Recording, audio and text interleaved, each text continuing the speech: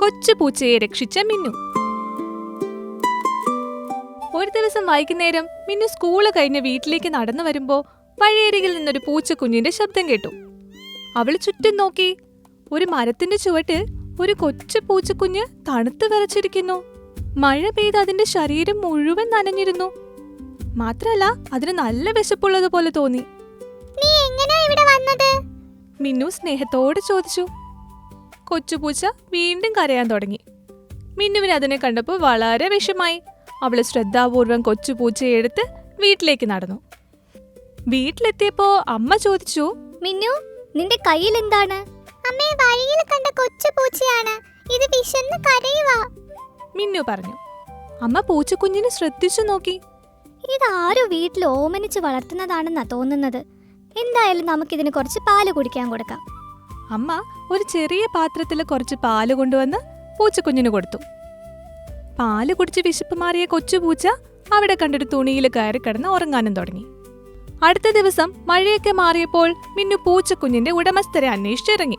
അവൾ അടുത്തുള്ള വീടുകളിലെല്ലാം ചെന്ന് അവർക്ക് അങ്ങനെ ഒരു പൂച്ചയുണ്ടോ, ഏതെങ്കിലും പൂച്ചയെ നഷ്ടപ്പെട്ടിട്ടുണ്ടോ എന്നെല്ലാം ചോദിക്കാൻ തുടങ്ങി. കുറച്ചു സമയത്തിന് ശേഷം അങ്ങനെ അവൾ ആ പൂച്ചക്കുഞ്ഞിന്റെ ഉടമസ്ഥരെ കണ്ടെത്തി. മിന്നു സന്തോഷത്തോടെ കൊച്ചുപൂച്ചയെ അവരുടെ കൈകളിൽ ഏൽപ്പിച്ചു.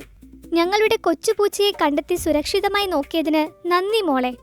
അവരുടെ വീട്ടിൽ നിന്ന് അബദ്ധത്തിൽ പുറത്തുപോയതായിരുന്നു ആ കൊച്ചുപൂച്ച. അന്ന് രാത്രി അമ്മ മിന്നുവിനോട് പറഞ്ഞു, മിന്നു, മനുഷ്യരെ മാത്രമല്ല മൃഗങ്ങളെയും സ്നേഹിക്കുകയും സഹായിക്കുകയും ചെയ്യുന്നത് നല്ല മനസ്സിന്റെ അടയാളമാണ്. മിന്നു പുഞ്ചിരിച്ചു. കുഞ്ഞുപൂച്ചയെ സഹായിക്കാൻ കഴിഞ്ഞതിന്റെ സന്തോഷം അവളുടെ മനസ്സിൽ നിറഞ്ഞു. കൂട്ടുകാരെ, ഈ കഥയുടെ ഗുണപാഠം മനസ്സിലായോ?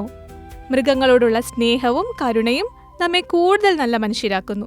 അടുത്തൊരു കഥയുമായി അടുത്ത ആഴ്ച വീണ്ടും വരാം. ചിന്നുകോഴിയുടെ പിറന്നാൾ സ്വപ്നം. അതൊരു സുന്ദരായ ഗ്രാമമായിരുന്നേ. വലിയൊരു കോഴിക്കോടുണ്ടായിരുന്നു അവിടെ. അതില് ചിന്നു എന്ന കോഴി താമസിച്ചിരുന്നു. അപ്പുകുതിര പറക്കോ? പണ്ട് ഒരു സുന്ദരമായ വനത്തില് കാറ്റുപോലെ വേഗത്തിൽ ഓടാൻ കഴിയുന്ന ഒരു ചെറിയ കുതിരക്കുട്ടി ഉണ്ടായിരുന്നു. അവന്റെ പേര് അപ്പു എന്നായിരുന്നു.